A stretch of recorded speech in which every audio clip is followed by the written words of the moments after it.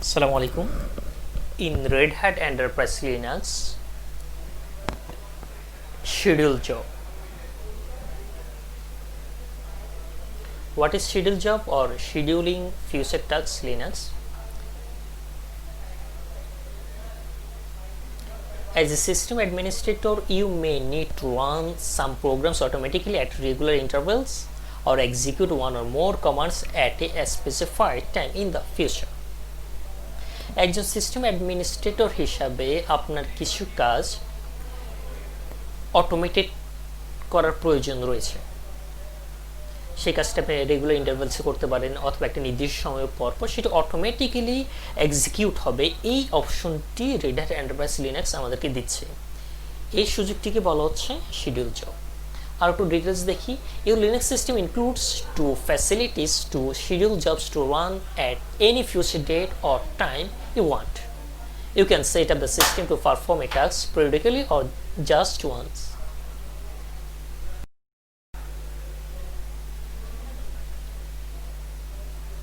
Schedule জবের জন্য যে কমান্ড ইউজ হবে তার মধ্যে অন্যতম একটি কমান্ড আছে cron ট্যাব।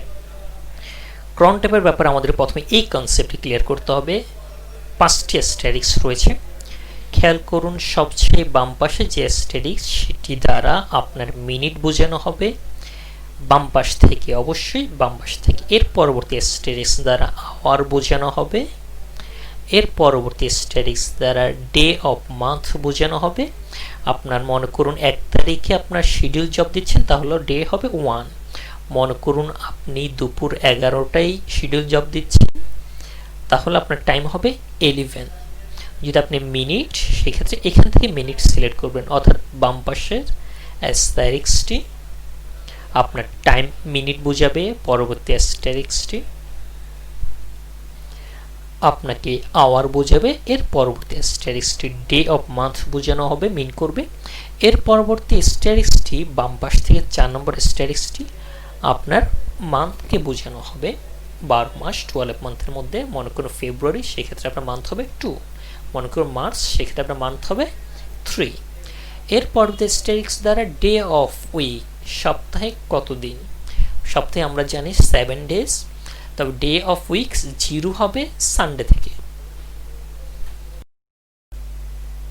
0 হবে সানডে যদি আপনি মনে করুন, তাহলে এই রিভার্স পাবে, অর্থাৎ স্টার্টিং ডে হচ্ছে সানডে। সানডেকে আপনি 0 কাউন্ট করবেন, 0 থেকে 7 পর্যন্ত মোট 7টি ডে রয়েছে। ওকে, তাহলে চলুন আমরা আমাদের ল্যাবে ফিরে যাই।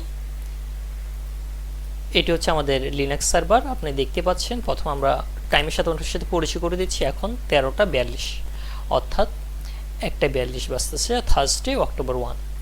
ওকে, আমরা রুট ইউজার দিয়ে লগ ইন করতে যাচ্ছি সার্ভারটি। আবার রিপিট করছি, আমাদের টাইম হচ্ছে 13টা 42। আমরা একটা শিডিউল জব ক্রিয়েট করব।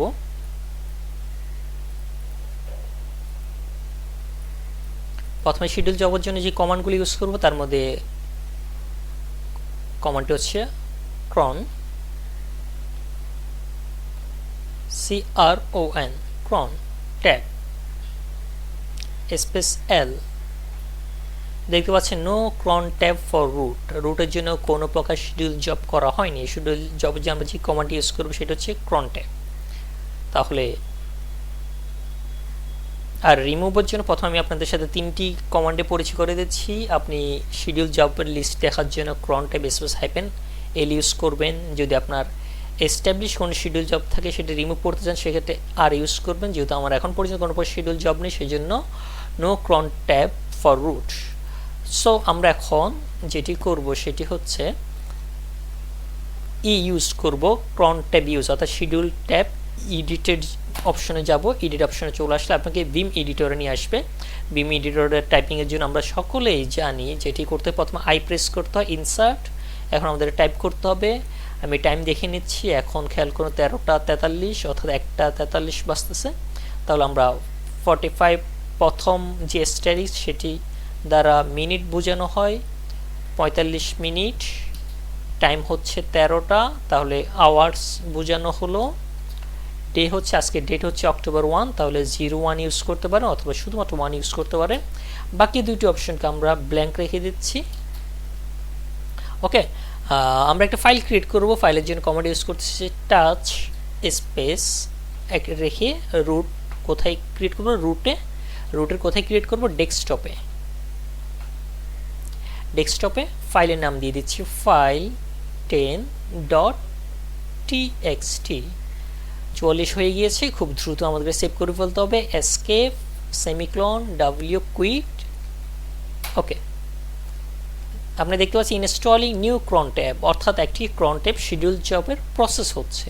তাহলে আমাদেরকে জাস্ট একটা মিনিট ওয়েট করতে হবে 45 পর্যন্ত। আমরা লিস্ট করে দেখতে পারি আমার কি ধরনের শিডিউল জব করা হয়েছে। দেখতে পাচ্ছেন 13টা 45 মিনিটে 1 তারিখ আমার একটি ফাইল ক্রিয়েট হবে। আমরা একটু ওয়েট করব।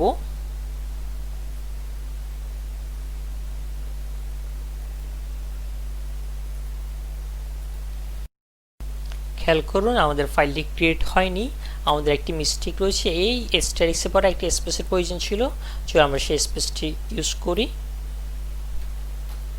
এডিট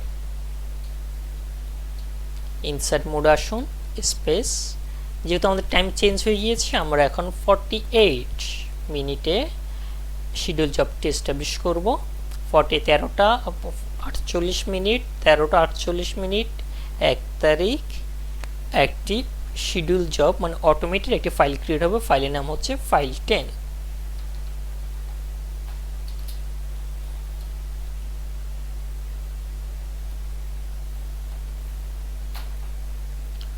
সেভ করে কুইট করে দিচ্ছি।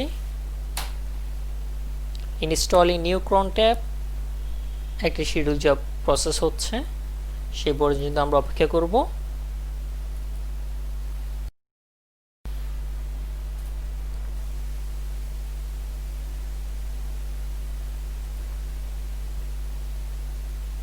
জাস্ট 48 মিনিট পর্যন্ত অপেক্ষা করতে হবে, যেহেতু আমরা আমাদের শিডিউল জবটি দিয়েছি 13টা 48-এ।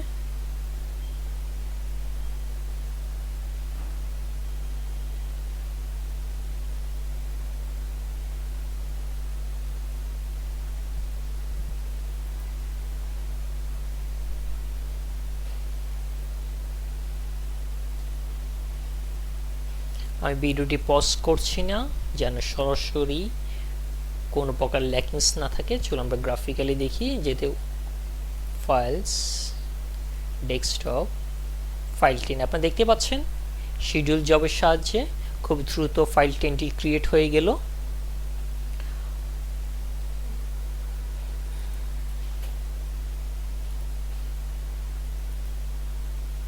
তাহলে প্রিভিয়াস এই কমান্ডটিকে আমি ভিডিও থেকে স্কিপ করে দিচ্ছি না, এর জন্য আমাদের শেখার জন্য, যেহেতু আমাদের এখানে একটি মিস্টেক হয়েছিল।